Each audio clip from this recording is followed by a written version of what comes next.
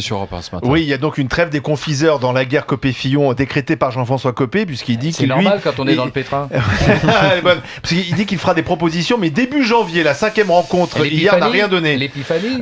En fait, la stratégie de Copé, elle est assez claire, c'est de rester le plus longtemps possible en poste. Ah, écoutez, moi j'en ai marre de cette histoire. Depuis le 19 novembre, je suis en apnée.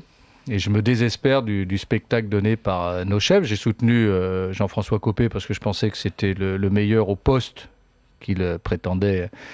Et tout en ayant beaucoup d'estime pour François Fillon, qui a été Premier ministre pendant 5 ans. Et je regrette vraiment qu'on en soit à ce niveau-là. Donc, moi, je pense qu'il y a une façon de s'en sortir, mais faut-il encore le vouloir? Laquelle?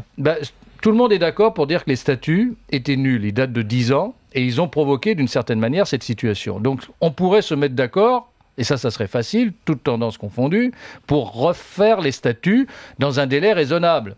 1 mois, 2 mois, et à l'issue de ce qu'on aura dit sur la réforme des statuts, alors à ce moment-là, on pourra reparler effectivement d'un vote et dans quelles conditions, et peut-être avant l'été, disent certains. Oui, et les échanges auront permis d'apaiser les choses, parce que là, vous avez 2 campés chacun dans leur position.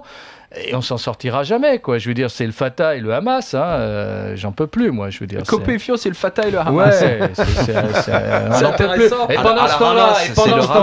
pendant ce temps-là, la gauche, avec tous ses échecs, toutes ses difficultés, ça vous empêche pas de gagner les partiels, ça va. Ouais, mais parce qu'on a un électorat plus intelligent que nos chefs, et parce que c'est la gauche, au contraire, qui s'abstient parce qu'elle est en plein désarroi par rapport à la politique qui est menée. 70% d'abstention dans le Val-de-Marne. Donc il faut rester modeste dans ce genre de situation, et je ne ferai pas des cocoricots en la matière, puis on verra bien d'ici dimanche encore, donc soyons prudents.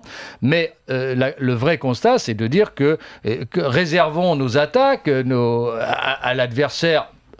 Mais est-ce que vous êtes d'accord pour attendre début janvier là maintenant? Yann Gallu disait hier, on était jusqu'à 2h du matin. Le problème, c'est qu'on était une dizaine de députés UMP par rapport à une gauche beaucoup plus nombreuse, et on a fini à 4. Je veux dire, on a mieux à faire.